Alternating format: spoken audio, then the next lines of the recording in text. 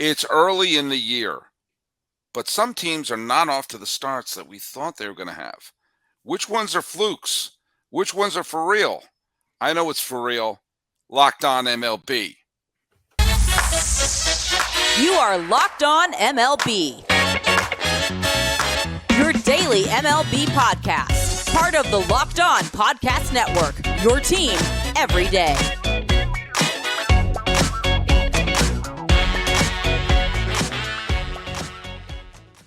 Hello, baseball fans. Welcome to Locked On MLB, part of the Locked On Podcast Network, where it's your team every day. This is the daily podcast. We go through all of Major League Baseball. I am your host, Paul Francis Sullivan. There's my lower third. Call me Sully. I'm an Emmy-nominated television producer who has been a baseball podcaster for over a decade now. It's my fifth season here at the Locked On MLB Network. It's your team every day. One of the teams that could be your team could be the Arizona Diamondbacks, which brings us to this guy right here, my once-a-week co-host. Sign in, please. Yes, Millard Thomas, host of Locked On Diamondbacks, currently wearing the greatest giveaway item you could get at a baseball game. D-backs did anime night on Saturday, made these cool anime t-shirts. I wasn't able to make it, but shout out my coworker who was able to get me one. So happy. I think this is the best giveaway I've ever seen by a baseball team or any sports team in general. Follow me on Twitter at CreatorThomas24 for my personal account. Look up Locked On Diamondbacks, both Twitter, Instagram. Just type the name in the little search bar, and please hit subscribe on the Locked On Diamondbacks YouTube channel. All right, first of all, I just wanted to say a couple quick things as we're going on right now. We are in cycle watch in the Angels game right now. Shohei Ohtani did not have his best night as a starting pitcher. He did strike out 5. He let up 5 runs, but he is at the plate right now, and he has a single, a triple, and a homer. Oh, he gets himself that double. Oh, he gets himself the cycle. That's so we're going to see what's going to happen there. I mean, look at there's 2 players. Obviously, the 2 players who everyone. Oh, he singled. No cycle. This is the second time this year he's come within. He came within a homer of the cycle earlier. He got within double of the cycle. Fred Lynn, who was the great center fielder for the Red Sox when I was growing up, the guy would have been a Hall of Famer if he didn't get hurt. He got out of the gate, became the first rookie to ever win the MVP, and then later got better, but injuries caught up with him. I follow him on Twitter. He's a good follower on Twitter, and he responds back. It's like, for me, it's like getting a text back from Aquaman when I see that Fred Lynn send me something. But someone said whenever he got a triple in a game before the 3rd or 4th inning, in his mind, he started thinking cycle. This is what I'm going to hit the cycle. And Freddie Lynn did get the cycle. Great player. Look at the last year, the great debate for the American League Most Valuable Player was Ohtani, who was an outstanding pitcher and hitter.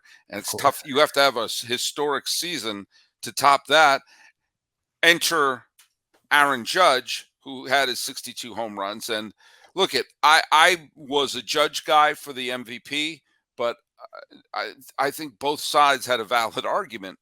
Obviously, when Ohtani says, "I didn't have my best outing," I'll pick myself up as a hitter in this game between against the Orioles, who are pretty good this year. The other player, the player who won the MVP last year, Judge, I think is demonstrating his great value because I don't think it's a coincidence that the nanosecond Aaron Judge returned to the Yankee lineup, they started winning. I mean, obviously they beat Oakland. You and I could beat Oakland, but they held their own, splitting the series against Tampa Bay, including 2 absolutely wild come-from-behind victories. And tonight, game's not over yet, but they're up 7-0 in Toronto. Toronto, who just swept the Braves. They're no cheap customers right there. And guess who homered? No, seriously, guess. Guess who homered for the Yankees in this game? Volpe. Nope. Aaron Judge. Two homers. Whoa. He missed a chunk of time on the IL, and he's already in double-digit home runs this year.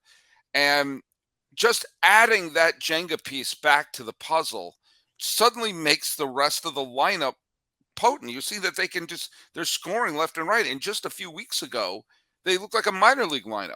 And I think in so many ways, that's his value. Yeah. beyond just his numbers, what he does for the hitters that are batting behind him, it just makes the team, and the fact that Rizzo has been very good as well, it just makes the rest of the team, they look like they're dusting themselves off and ready to contend. Yeah, because even though Otani's the best overall player, the most well-rounded player, there's no one that you fear more coming up to the plate right now than an Aaron Judge, because with a one swing of the bat, he can change the ball game. And like you said, in today's game, he can do it multiple times in one instance. And when you have Stanton on the injured list like he's been the last couple of weeks, and that rest of the lineup, like we've talked about, it's kind of thin. Like we've talked about the last few years, like it's not that feared after a Judge and a Stanton. So when one of those guys is on the injured list, it gets that much thinner. And if you have both of those guys on the injured list, it's going to be impossible to score runs. And Aaron Judge is the kind of guy that can carry an offense by himself for multiple weeks at a time if a guy like Stanton's out the lineup.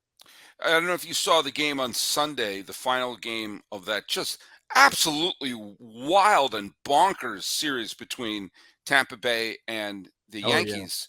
The final batter was Judge, who hit a deep drive to center field. Tampa was up by 1, and then when Judge got a hold of it, Adam, who was the pitcher for the reliever for Tampa Bay, you saw him put his hands in his head and keep his head down low, because he was like, I can't believe I just let up a game-tying home run to Aaron Judge. And it was caught right at the wall. And the look of, it wasn't like a look of, yeah, way to go. It was a look of just absolute surprise that, oh my God, did I do my job? Did I do my job? And it's funny, by the way, listen to Stacey Gotsulias on Locked On Yankees. That show has been on absolute fire for the last week. And Stephen and Stacey were talking about how the Yankees have become one of the most confusing teams in baseball, because they can fall behind, they can come back, they show they have guts. But I think if you listen to it tomorrow, assuming that they hold on to the 7-1 lead that they have, I think the Yankees, not to go all John Wick, but I think they're saying, yeah, I think I'm back. Yeah, I mean, the Yankees right now, they're still 4th in the standings, but it's kind of not fair to look at the standings in the AL East because they have as many wins as any other division winner outside the Texas Rangers. But if the Yankees were in the AL Central, they would also be tied for the division lead. So the Yankees team, they are starting to get a little bit healthier, because that's probably been their biggest issue this year, just straight up health, like we just mentioned with the Judges and Stantons. And then we still don't know really the timetable for Carlos Rodon, who that's been people talk about that in the offseason. Huge injury risk already throughout majority of his career. Guy entering its early 30s, major contract. Was that smart to give out? I don't know. I at least liked it for the front half of the Yankees, because I thought if you get a healthy Rodon, at least for the first 2 or 3 years, that deal, you got that championship rotation. But we haven't really seen that rotation yet together, because Rodon's been hurt the whole year. But if this Yankees team can continue to get healthy from at least a lineup perspective, they're going to be able to score runs. Garrett Cole's still great. Nestor Cortez is still great. They're still going to have enough pieces to win 90-plus ball games. It's just a matter of fact of, will Rodon be healthy for the postseason? Because he's going to be that swing player, whether this team can win a World Series or not. Well, there's a couple of interesting. I think that Cole is still having a fine season. He had that one game where Boone left him in too long in Tampa Bay, but he's still pitching very well. Herman has been up and down. Herman has had a couple of very good games. Cortez's ERA got ballooned up, especially after giving up the Yandy Diaz grand slam. Clark Schmidt and Johnny Brito have been absolutely smacked around. And you look at Clay Holmes has not had a good start out of the bullpen. Albert Abreu has been hit or miss. But you take a look at Wandy Peralta has been fantastic out of the bullpen. Save for the one hiccup that Michael King had over the weekend, he's been terrific. Ian Hamilton has been terrific. There's been a bunch of completely unheralded pitchers who have been carrying the Yankees bullpen for the last few weeks. And, quite frankly, I think in some ways, waiting for Rodon to get back and waiting for Cortez to find a little bit of consistency, you got to hand it to some of the no-names in their bullpen who have been doing the yeoman's work.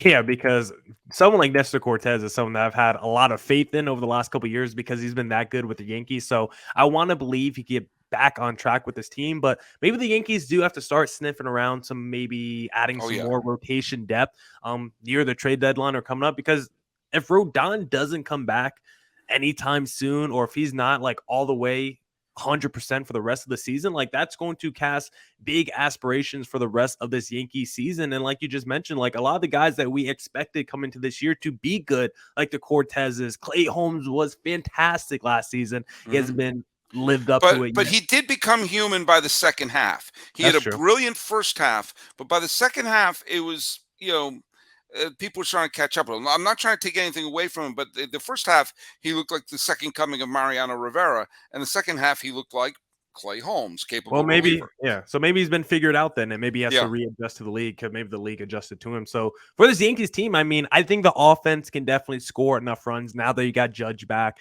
Volpe, he hasn't had a fantastic rookie season, but what he could do on the base passes from you from a speed standpoint. Rizzo has been fantastic this week. Stan, I still think is a great power threat. So I don't think from an offensive standpoint, I'm worried, but you need some of those other guys in that rotation and bullpen to come along with the Garrett Coles. Garrett Cole has had one of the largest workloads on his shoulders over the last few years since signing with the Yankees. I don't think any pitcher has pitched more innings than a Garrett Cole. So if you want him to be fresh for the postseason, because there have been times when you get to the playoffs, Garrett Cole does look a little worn down. If you want him to be fresh, then you're going to need some of these other rotation members to step up, because you don't want to have Garrett Cole go out there and pitch 7 innings for your chance to win. You're going to need some more relievers to step up, and you're going to need some other starters to give some length behind a Garrett Cole. So it's not all on him feeling like he has to win every 5th day. Well, look at the Yankees are turning things around. Another big team seems to have turned things around. Easy for you to say. Yeah. And a couple of contenders are kind of on that weird bubble. We're going to talk about that in segment 2. But right now, let's talk about our new sponsor, Sorare.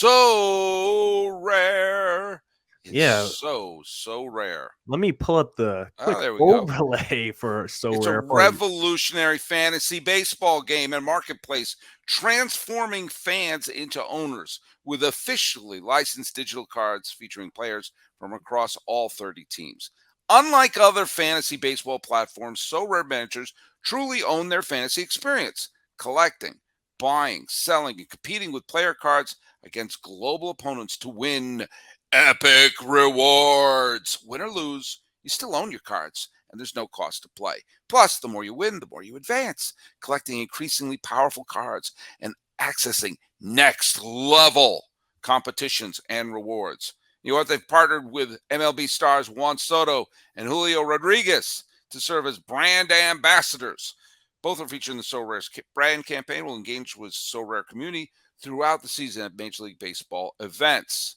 Sorare MLB game weeks happen twice weekly and span a 3 or 4 day cycle. At the end of game weeks, Sorare Major League managers who rank at or near the top of their leaderboards will win a variety of rewards, which can include Sorare scarcity cards, game tickets, merchandise, signed jerseys, and VIP experiences like meeting MLB stars.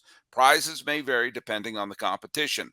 So head to sorare.com/lockedon. That's spelled SORARE.com to draft your team of free player cards and set up your lineup and start competing today to win epic rewards. Again, that's sorare.com/lockedon to start playing. When? Today. All right, we're here at Locked On. Wow. MLB Locked On Diamondbacks crossover. I think I need a nap and a banana after that ad read. But my back was in that one. Hey, we talked to the Yankees have turned things around. Remember the Dodgers got off to a clunky start. Yeah. And people were looking, the Diamondbacks were like, hey, could this be our year? Yeah. Then in the first 22 games, the Dodgers were 11-11. And they played, as of this recording, now that they haven't played the game against the Minnesota Twins yet, but as of this recording, the Dodgers have played 19 games, including the one I went to the other day with my sons, and have won 15 of them. And they're right now on a pace to win 102 ball games. Now, of course, it just shows you that, like, if you get off to a 15-4 start and then you go 11-11, nobody would blink. But because they're reversed, people are like, oh, they got off to 11-11. What's going on? Nothing.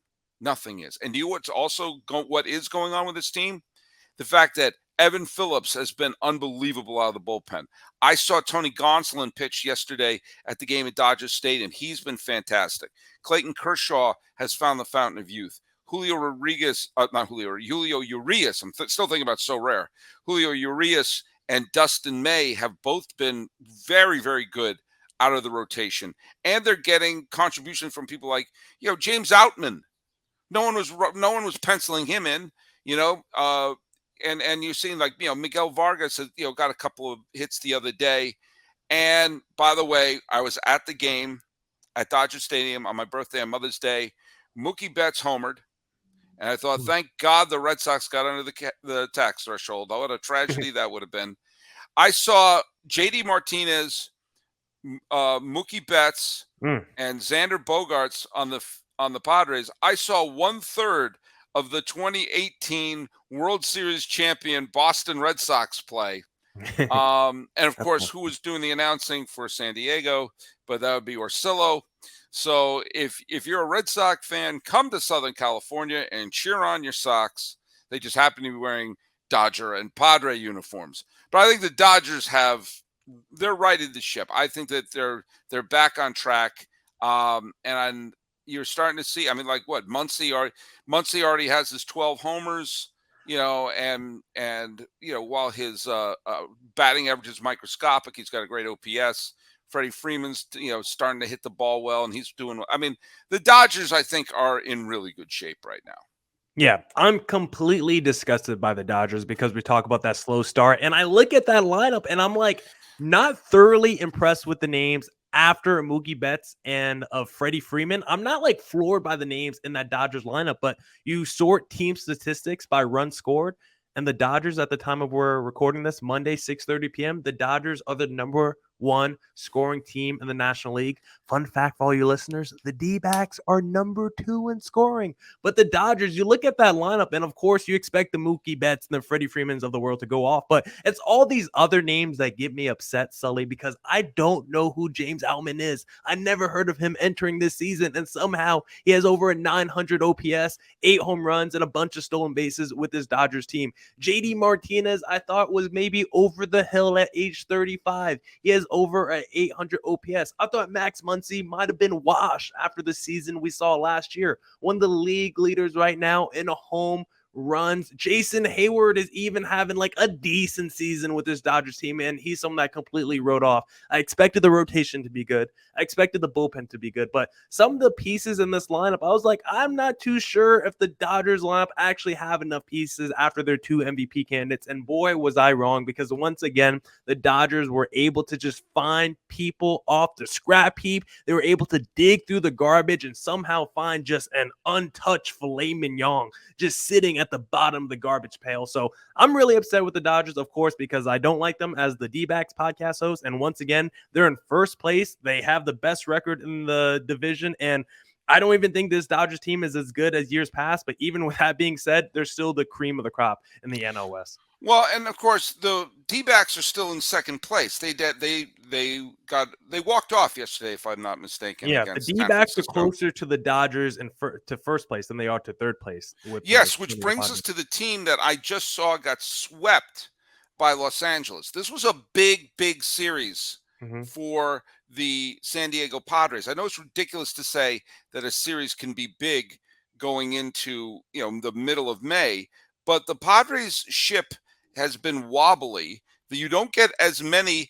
head-to-head games as you used to have in terms of the a team like the Padres and the Dodgers. And so when you have those head-to-head games, you got to show up for them. They got swept. And let me tell you something. The game I was at yesterday, they looked dead from the neck up. Yes, Gonsolin pitched well, but Gonsolin isn't Kershaw. Gonsolin isn't Zach Gallen. There we go. Almost. You tried. Whew. And the Padres were the team that this was the year the Padres were supposed to lay claim to the National League West. This was the year after defeating Los Angeles in the postseason that they went out full season of Soto, full season of Tatis, full season of Xander Bogaerts. this was going to be the team, the super team. Mhm. And, bless the management for having that be the mentality. But as of this recording, they're a sub 500 team. And they're looking like, Machado, who I've been a very big defender of, has Our MVP. stunk. He was our preseason MVP, I think. I think I picked Soto, but either way. Do you know who leads the league? Look at it. I don't think WAR is the end-all be-all to some people, but it is interesting. In a superstar-ridden team like the San Diego Padres, they list on baseballreference.com, the single greatest website in the history of the planet Earth, the top 12 in wins above replacement of the San Diego Padres. Manny Machado didn't crack the top 12. Yikes. A catcher with my last name, Brett Sullivan, did. If you told me there'd be a Sullivan ahead of a Machado at any point of this year's WAR total, who do you think in that star-studded team, who do you think has the highest wins above replacement? Who do you think? On that team, I'm gonna guess Nelson Cruz. Hae-Sung Kim. Again, He's a D-backs killer. Yeah. And again, I mean, if you just look at batting average, 221 hitter. No, I mean, he is, he gets some big hits. He plays some great defense, obviously. But going into this year, you would think that he would lead the team in wins above replacement in early April. What do you think about this Padres team? Are they going to be a disappointment? Are they going to turn things around? What's going to go on? What do you think is going to go on with this club? I mean, it's between them and maybe the St. Louis Cardinals is the two biggest disappointments to start this season. But the Padres are not in as rough shape as the Cardinals are. So I still want to believe that they can right this ship just because they just have too much damn talent, right? I know they're a super team right now. They're playing like the super mediocres, not playing like Slam Diego, but they still have too much talent with the Machados and all the other guys, all those all-stars. But the one issue that they have, I believe I saw a statistic and a graph on MLB Network the other day. They are the worst team, I believe, in Major League Baseball with runners in scoring position. They bat below 200 runners scoring position, and it's unbelievable when you think about the kind of dudes that they have in their lineup. And Xander Bogaerts was the dude to start the season as the hottest player carrying that team, but you look over his last 23 games, he's batting below 200 as well. So Bogaerts, the guy that was the hottest guy in your lineup carrying the offense, he's cooled down. You're going to need your MVP candidates of the Sotos and the Tatises, the Machados to step up. And Tatis has actually come back and looked immediately like the best player on that team. It's everyone else that's really struggled on that Padres team. The rotation as well. I mean, Darvish has been good this year, but the Musgroves hasn't been that good this year. Blake Snell, once again, is not looking like he's looked like San Diego Blake Snell from what we've expected from him the last few years. So this Padres team, a lot of talent, but they are not living up to expectations right now. But I have to believe it's like, what can you even do if you're the GM? It's like, how can you improve this team? No. You have MVPs all through your lineup. You got Cy Young candidates in your rotation. You got, maybe you could upgrade the bullpen, but it's like you have more than enough talent. Hader's off to a great start. Hader's, it's not the bullpen. You have an all-star closer. It's like you have all-stars and MVPs at every level and facet of the game. So it's hard to put anything on the front office and say, hey, go out there and upgrade my team at the deadline. I'll tell you what they need to do. First of all, Bob Melvin this is when Bob Melvin's going to make his money. I think the Padres are going to turn it around. But I think Melvin is a fine manager. And I think he's going to say, has to take this team and say, okay, look it. They've played roughly the 1/4 of a season, and that 1/4 of a season is well below their expectations. He has to remind them who they are, what the back of their baseball cards are. Dust yourself off and chip away, and that there's still 3/4 of the season to go. Everyone can point to the Braves in 2021. Everyone can point to the Phillies at this point last year winning the last 3 pennant winners of the completed season were teams that had losing records at this point of the year. Mm-hmm. So they can point that out and say, hey, look, there's time to dust yourself off. The key is to get into the dance. That's what Philadelphia showed us, even with the expanded playoffs, that they got in and they got all the way. They got to within 2 wins of winning the World Series. So this is when Bob Melvin is going to be worth his money. He's got to be able to say, okay, the first quarter didn't work. Now, it's interesting you pointed out the Cardinals. The Reds, Kenley Jansen, if the Cardinals turn it around and make the postseason, the Cardinals should send a fruit basket to Kenley Jansen, who blew 2 saves, including spoiling a wonderful start by Chris Sale. Oh, And they went on that roll, and like I was saying, it was a big deal. The Padres don't have as many head-to-head games against Los Angeles, so they've got to show up when they do. Well, the Cardinals want to make up some ground on the now first-place Brewers. As of this recording, the Cardinals are up 8-0 on Milwaukee. So maybe the humiliation of becoming the second worst team in the National League for a period of time, having those dramatic victories against Boston may have woken this team up. Nolan Arenado got the big 3-run home run this afternoon so far. So I think the Cardinals, who I picked to win the Central, I also think they have too much talent to stay down. Do I think are they a lock to win the division? No, they're not. But I think I think they've rattled the dice, and now they're playing like hungry hippos. Yeah, because even though at the time of us recording they're in last place in the National League, they're also only 4.5 game back of a wild card spot. So 4.5 game back with 100 games left in the season is more than enough to climb back in and chip away. And right now, Nolan Arenado has woken up. I think he has home runs in like 4 of his last 5 games. Something like that. It feels like the fiasco with Wilson Contreras might be over. It feels like he's going back to catcher. Like the Cardinals have just been so weird and just feel like they've just been so quick to like make moves and pull triggers this season instead of letting things play out organically. Like you have Jordan Walker like reach safe basically in like his first 17 games. Then you option to AAA. You're moving Wilson Contreras to outfield catcher. It's like just let your players play, put them at their natural positions, and do what you expected to do entering the season. Let the process play out. It feels like the Cardinals have gotten too impatient too quickly, and they should just put their team in the best position to win like they thought they were doing entering the season, because I still think there's a lot of dudes that could turn it around. Miles Mikolas has been turning it around a little bit in that rotation. We just mentioned the guys in their lineup. So this Cardinals team, even though they've been arguably the most disappointing team in baseball this season, they're still only 4.5 games back of a wild card spot. So I'm definitely not writing them off with like 100 games left in the season. There's a couple more potential disappointments we need to go over, but what you don't know about us is you only see us from the chest up. I want to show you from the chest down. We're wearing stuff. Oh, yeah. But Millard Thomas, you're wearing something new. And tell us a little bit about what you got and what you're wearing and why I'm very awkwardly bringing this up and why you're not going to call human resources on me.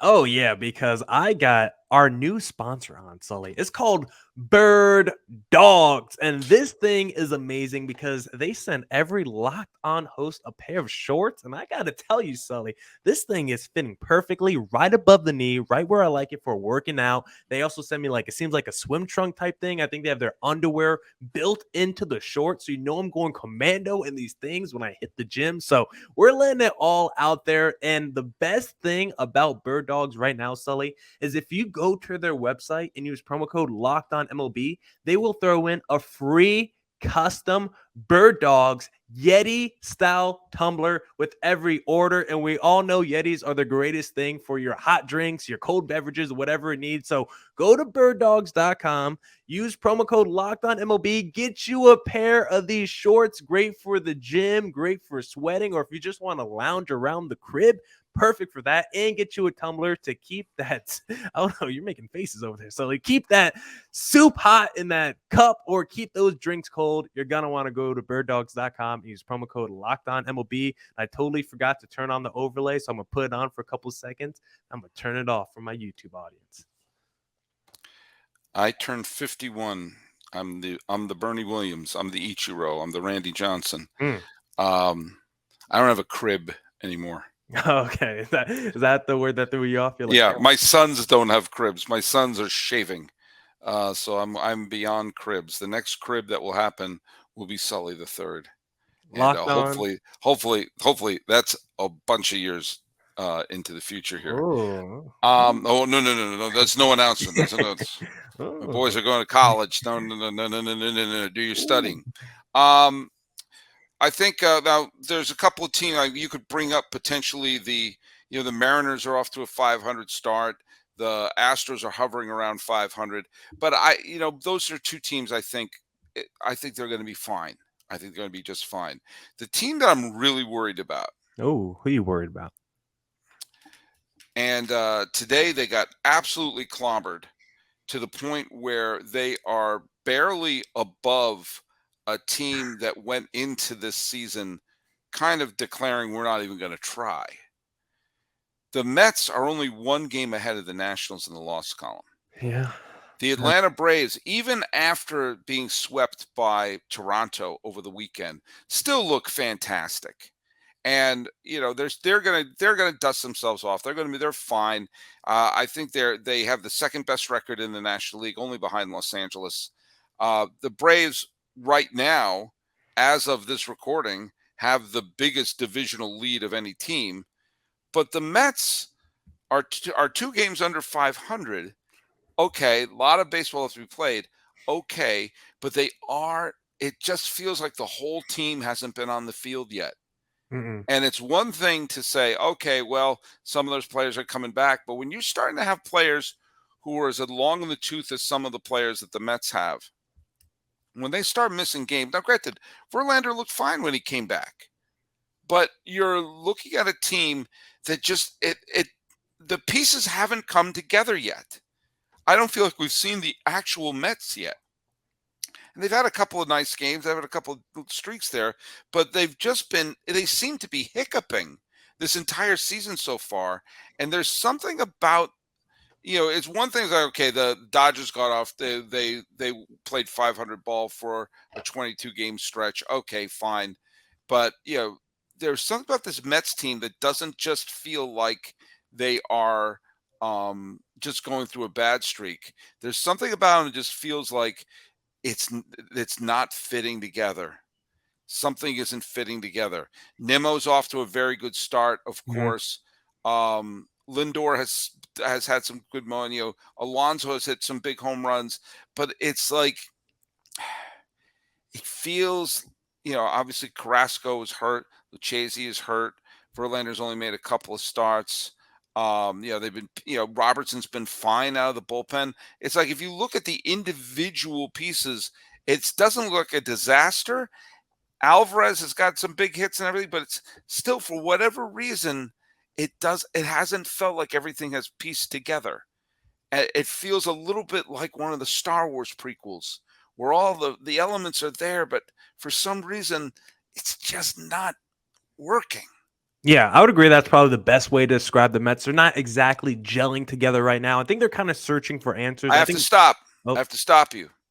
My mother, Oh, Dr. Edith Sullivan, is grammar police, and she hates it when people say gelling together because you can't gel apart.